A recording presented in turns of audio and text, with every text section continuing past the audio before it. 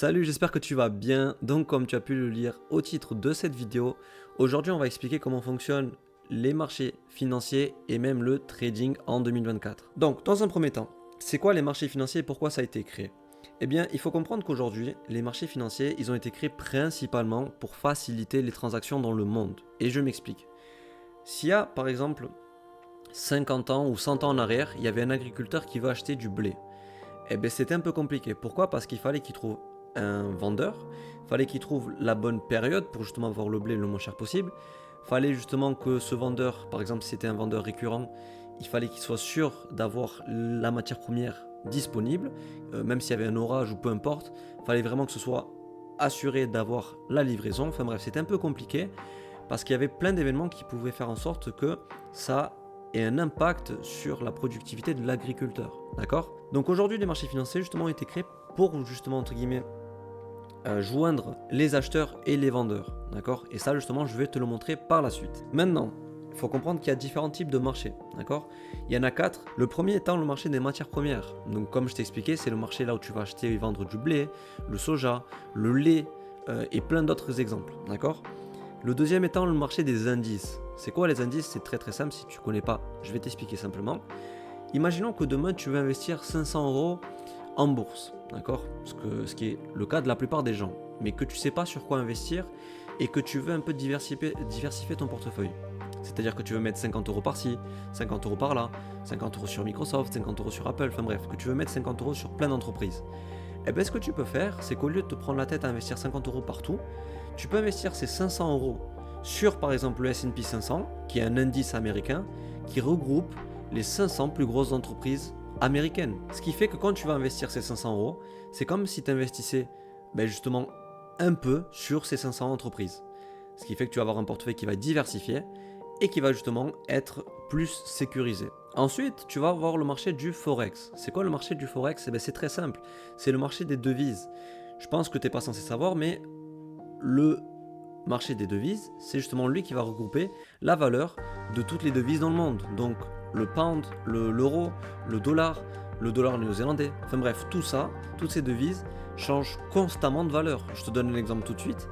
Si tu compares le prix du Big Mac il y a 10 ans et le prix du Big Mac aujourd'hui, tu verras qu'il a doublé ou même triplé de valeur. Pourquoi? C'est pas le prix du Big Mac en lui-même qui a doublé de valeur, c'est juste la valeur de l'euro qui a diminué. Ce qui fait qu'en fait, justement, tu ne peux pas acheter la même chose avec 1 euro aujourd'hui qu'il y a 10 ans.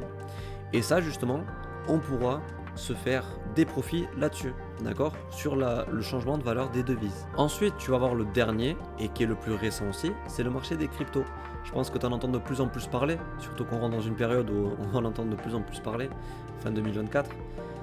C'est justement la valeur du Bitcoin, la valeur de l'Ethereum, justement les crypto-monnaies en général.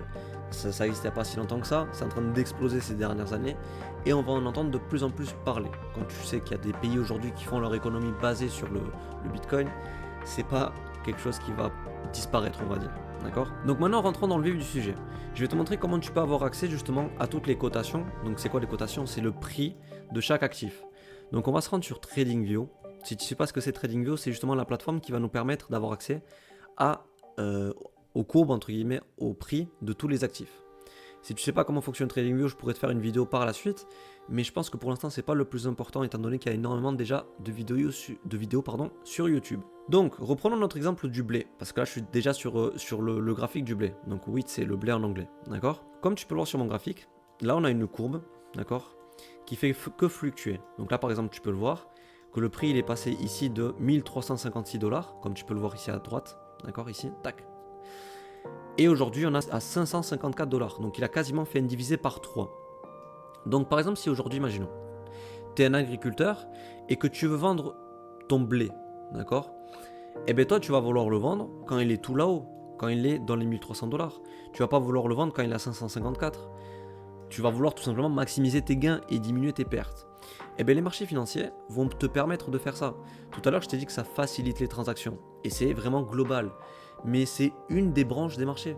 Tu peux faire plein d'autres choses. Par exemple, tu peux te protéger justement de ces fluctuations de par des actifs un peu plus risqués.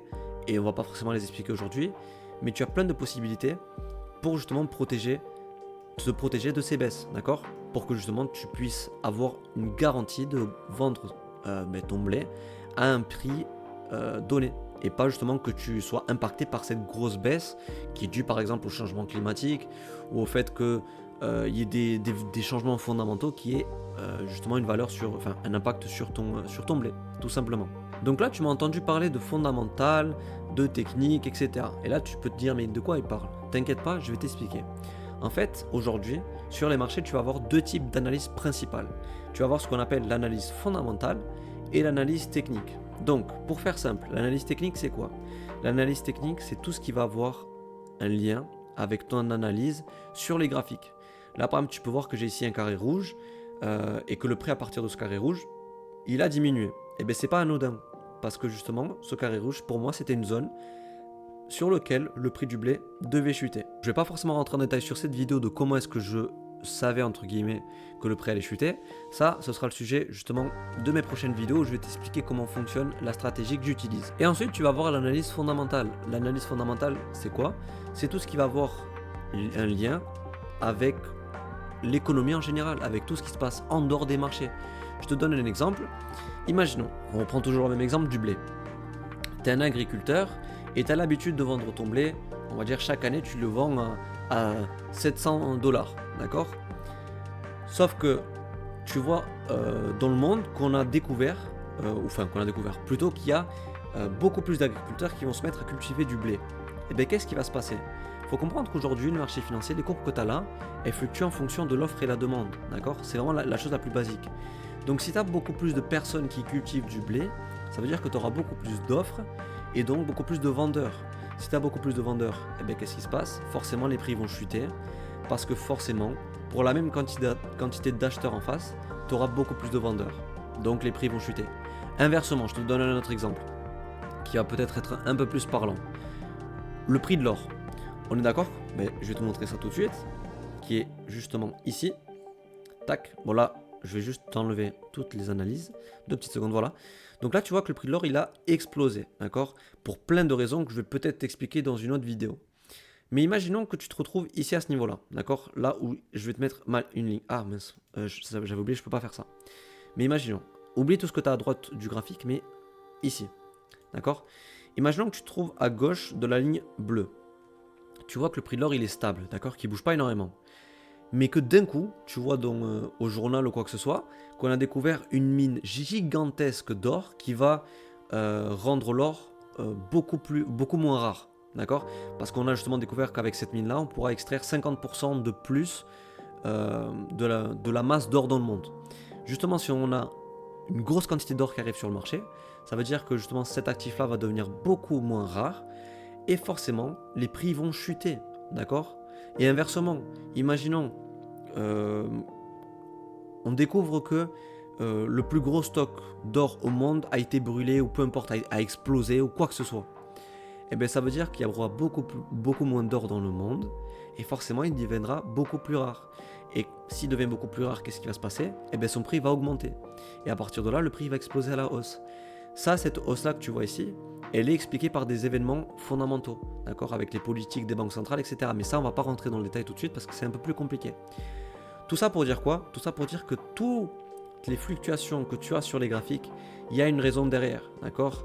Il y a des personnes aujourd'hui dans le trading qui se basent que sur l'analyse technique et d'autres qui se basent que sur l'analyse fondamentale, même si ceux-là sont un peu plus rares. Moi aujourd'hui j'aime bien, il y a une définition qui m'a été donnée par mon mentor qui m'a dit la chose suivante. L'analyse fondamentale te donnera le biais du marché et l'analyse technique te donnera le point d'entrée. Mais allons sur notre graphique du blé et je vais t'expliquer ça tout de suite. Il y a une position par exemple cette semaine qui était intéressante où en fait le prix du blé je le voyais chuter. Je pensais que fondamentalement il allait continuer à chuter et techniquement j'étais ici sur une zone, sur ma petite zone rouge où je pensais que le prix allait chuter. Encore une fois, c'est pas une science exacte, d'accord? En trading tu n'auras jamais 100% de réussite à moins que tu sois vraiment un génie, mais bon, même les génies du trading ne réussissent pas à faire des résultats pareils. Mais je pensais qu'il allait chuter et le prix, qu'est-ce qu'il a fait? Eh bien arrivé sur ma zone, il a explosé à la baisse et c'est pas prêt d'être fini parce que moi je pense qu'il va même arriver vers les 524 $, d'accord? encore une fois, ça, ce sera le sujet de mes prochaines vidéos où je t'expliquerai comment définir tes zones d'entrée, de sortie, etc., etc.